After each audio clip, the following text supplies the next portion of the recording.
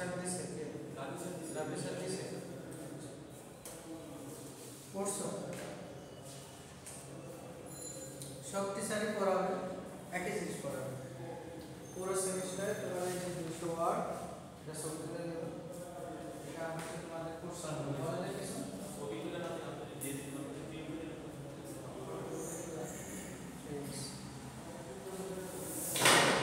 অথবা তোমাদের গ্রুপে সব কপি দিয়ে দিলে তোমরা তোমাদের মতো করে নিতে পারবে আচ্ছা এটার গাইডলাইন হচ্ছে 200 ওয়ার্ড প্রতি সেমিস্টার 200 ওয়ার্ড করতে হবে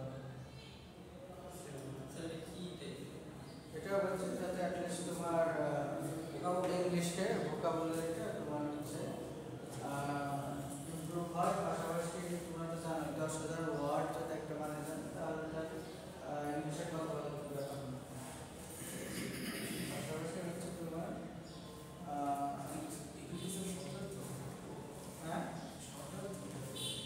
ইংলিশ ওয়ার্ড বাংলা কোনো কিছু নেই বাংলা তো তুমি জানবে ক্লাসে আসছে স্যার স্যার ক্লাসে স্যার একটা সময় ফিরে যাবো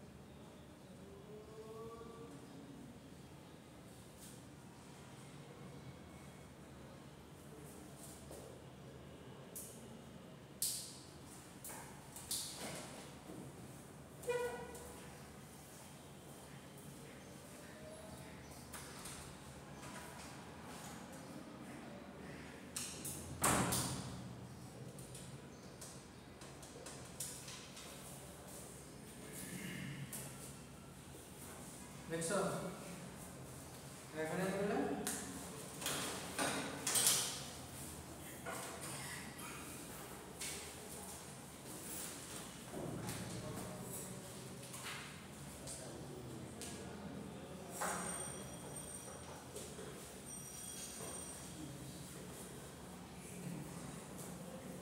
দেখো না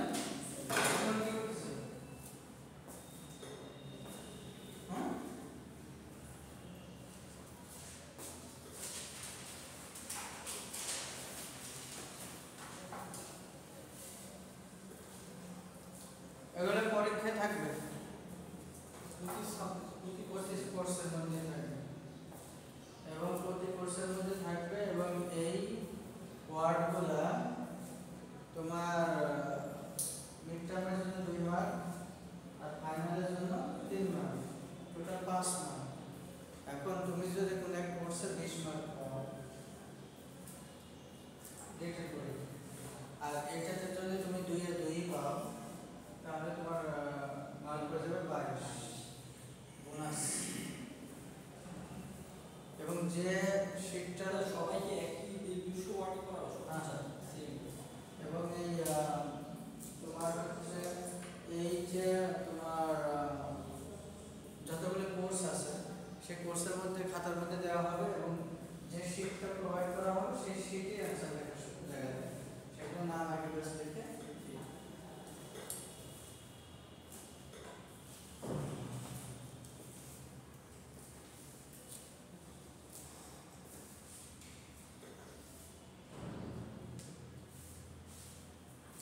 দেখছো।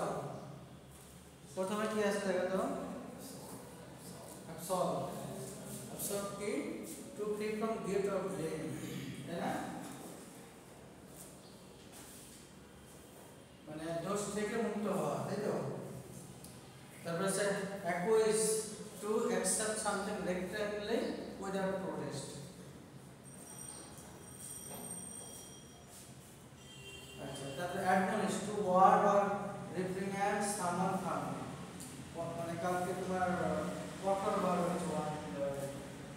তারপরে আছে admonish, to affluent, wealthy or prosperous, কি ধনী সমস্যায়। তারপর হচ্ছে তোমার alleviate, to make suffering or a problem less severe. Severe মানে কঠিন, গুরুতর, কঠিন, লেস সিভিয়ার মানে কম গুরুতর, গুরুতর কম হার্ড, এরকম। তাহলে 5টা ওয়ার্ডের মিনিং এবং তার হচ্ছে বাংলা ইংলিশ মিনিং, দুটো জিনিস তোমাদের কি করে আসতে হবে, নেক্সট ক্লাসে মুখস্থ করে আসতে হবে। মুখস্থ করে আসতে হবে এবং আমি বলবো, তোমরা দেখে আমাকে দেখাবো, আমি মুখে বলবো, ঠিক আছে? একসাথে প্র্যাকটিস হবে, তোমার প্রনাউন্সিয়েশন হবে এবং স্পেলিং লেখা হবে। আমি একটা ধরবো, তুমি খাতায় লিখবা বসে বসে, খাতায় লিখে আমাকে বলবো এটার মিনিং এটা, বাংলা ইংলিশ। পারবে না? পারবে তো? নেক্সট ক্লাস থাকবে।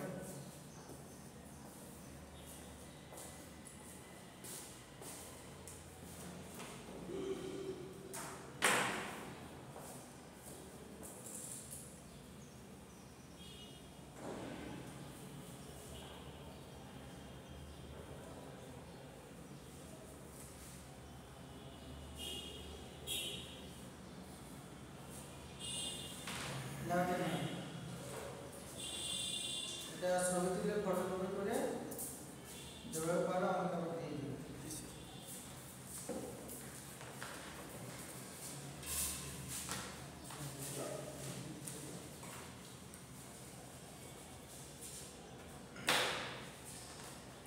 লাস্ট ক্লাসে আমরা কি করছিলাম মনে আছে? হ্যাঁ,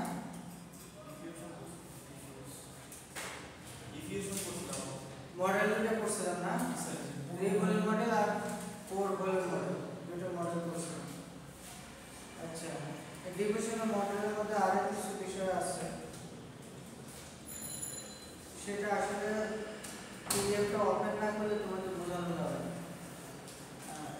আজকে যেহেতু এখানে আমরা আসছি, নেক্সট ক্লাসে আমাদের ক্লাসরুম যেখানে, সেখানে যাবো, রুটিনে যেটা দেওয়া আছে সেখানে বসবো। আর এই রুমটা নর্মালি মনে হয় যে ফাঁকাই থাকে, ফাঁকা থাকে না?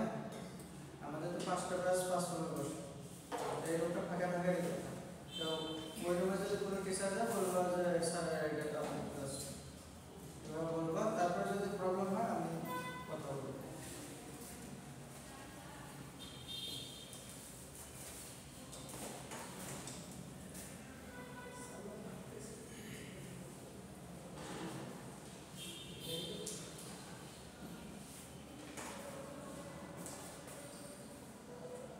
এটা শুরু করছিলাম না?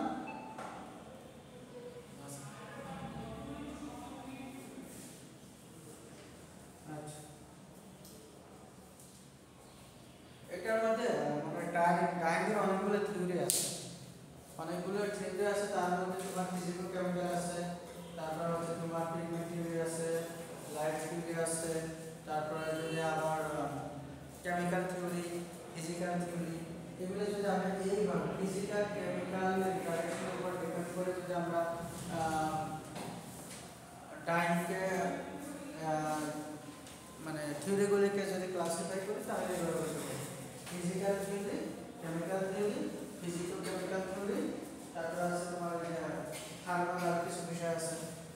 যাই হোক এইগুলো আমরা আস্তে আস্তে দেখাবো, কিন্তু তার আগে ডাইনের যে স্টেজগুলো, বেসিক যে স্টেজগুলো সেগুলো একটু দেখে নিই।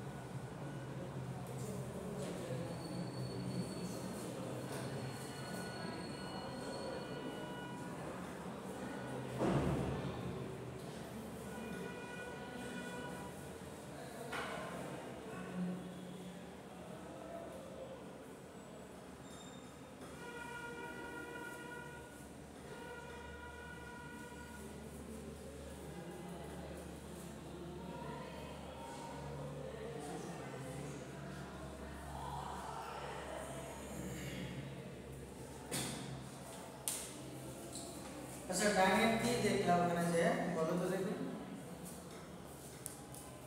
কি দেখলাম?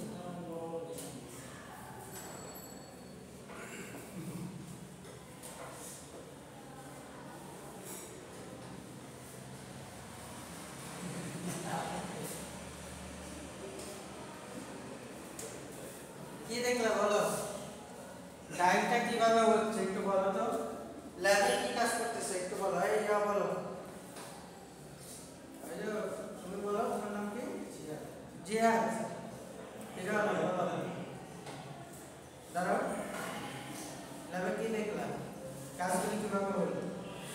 ল্যাবের কাজ হলো ফার্স্ট একটা স্যাম্পল নিল কাপড় বিক্রি নিয়ে কটন ছিল পলিস্টার ছিল। কটন ছিল 65% আর 35% আর পলিস্টার ছিল 65%।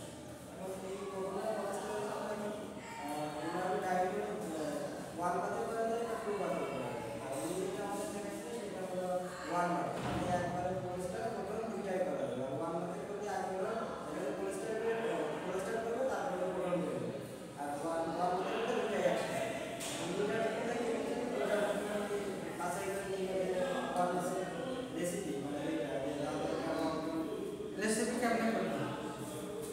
রেসিপির মধ্যে কি কি ছিল সবাই বলো। হ্যাঁ কি কি কালার ছিল?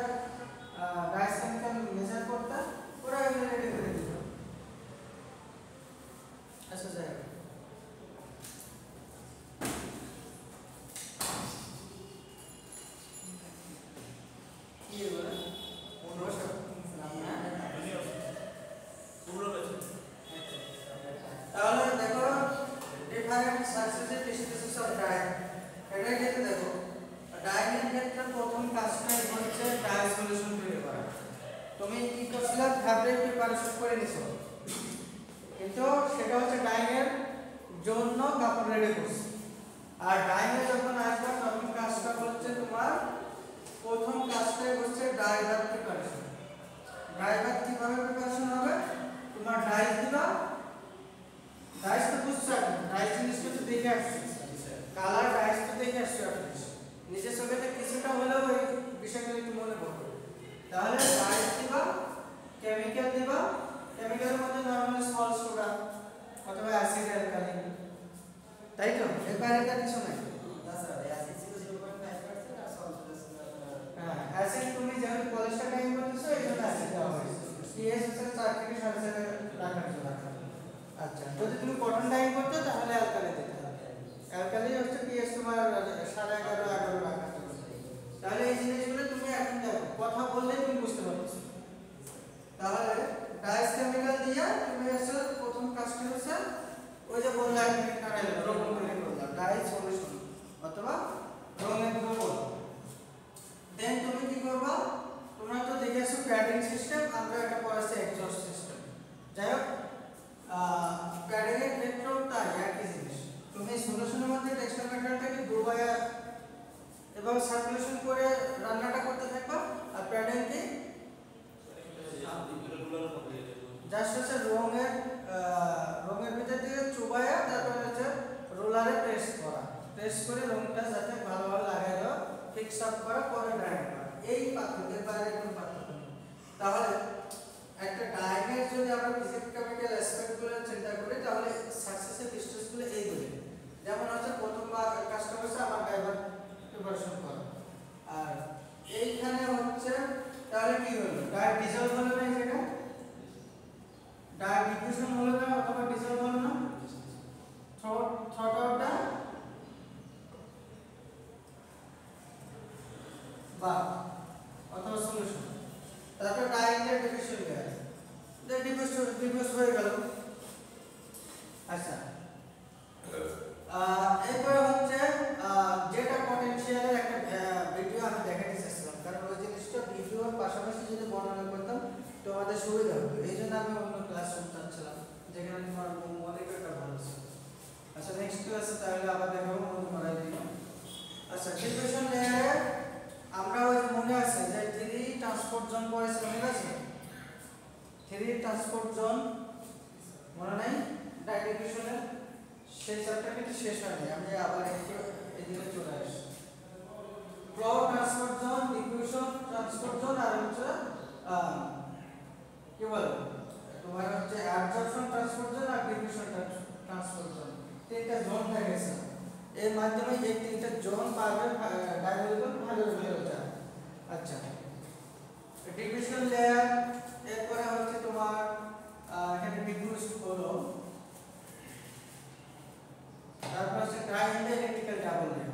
ওই যে বলছিলাম এরকম একটা স্টার যেটা পটেনশিয়ালের জন্য আমরা বলছিলাম এটা যদি ফাইবারের ক্রস সেকশন হয় এবং পজিটিভ নেগেটিভ চার্জের কথা বলছিলাম, তাই না? এরকম একটা জিনিস আঁকেছিলাম যে ফাইবার সারফেস যদি নরমালি নেগেটিভ চার্জ যুক্ত হয় অ্যালুমিনিয়াম হয়, আর তোমার পজিটিভ গুলো এভাবে এসে জাস্ট হচ্ছে ফাইবার সারফেসটাকে একদম ক্লোজ করে শক্তভাবে ধরে রাখবে, আবার নেগেটিভ চার্জগুলো আসবে, এভাবে এখানে একটা লেয়ার হবে strand layer, positive negative negative positive, তার মানে ইলেকট্রিক্যাল ডাবল লেয়ার একটা তৈরি হচ্ছে না। ইলেকট্রিক্যাল চার্জ কি হয়, নেগেটিভ চার্জ আর পজিটিভ চার্জ। আচ্ছা এই চার্জ হচ্ছে পটেনশিয়ালটা হচ্ছে মিনিমাম 40 মিলিভোল্ট হলেই তোমার ডাইমোলিকুল ফাইবারের মধ্যে ঢুকবে। আচ্ছা এগুলো আমরা যেটা পটেনশিয়ালে দেখাই দেব, ডাইইলেকট্রিক্যাল ডাবল লেয়ার, এই লেয়ারগুলো ভেদ করে ডাইমোলিকুলগুলো জাস্ট ফাইবারের ভিতরে ঢুকবে। আচ্ছা dye absorb by the fibre surface, যখন এই ফাইবারের সারফেসে আসবে তখন এটা ফাইবার সারফেস এটাকে শোষণ করে নেবে, তার মানে প্রথমে অ্যাবজর্পশন হবে, ফাইবার সারফেসে যখন হবে তখন এটাকে আমরা বলছি অ্যাবজর্পশন। এরপরে হচ্ছে তোমার কি হবে, ডাই ফাইবারের ইন্টারঅ্যাকশন এবং এক্সটারনাল ফোর্সের কারণে ডাইমোলিকুল ভিতরে ঢুকবে, তখন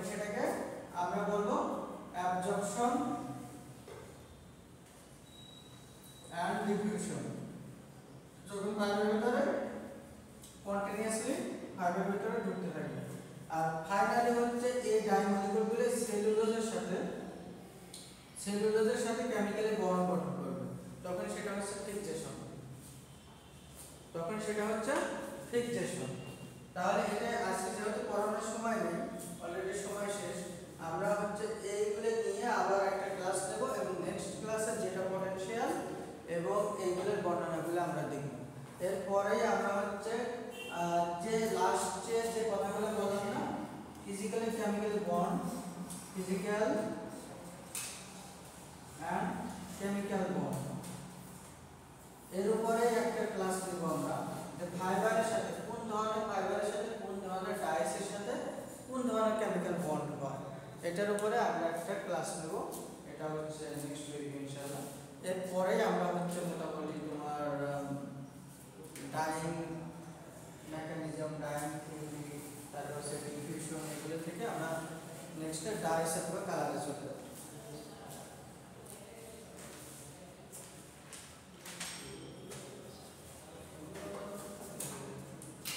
কোনো কোশ্চেন আছে?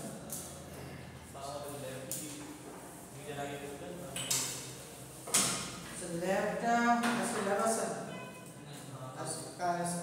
স্যার আপনি বলছিলেন যে ডিএসএমটা একটা ফার্স্ট ক্লাসে বলছিলেন যে ডিএসএম তাহলে কালকে কি ল্যাব আছে? জি স্যার। কালকে ল্যাব ক্লাসে তাহলে আমরা স্যার হালকা করে কিছু করতে থাকি, যেগুলো আছে যেগুলো আমার দরকার। জিএসএমটা তোমার সাবজেক্টের না? আমাদের এই ল্যাবে যা যা আছে সবই আমি প্রস্তুত করে শেখাই দিই।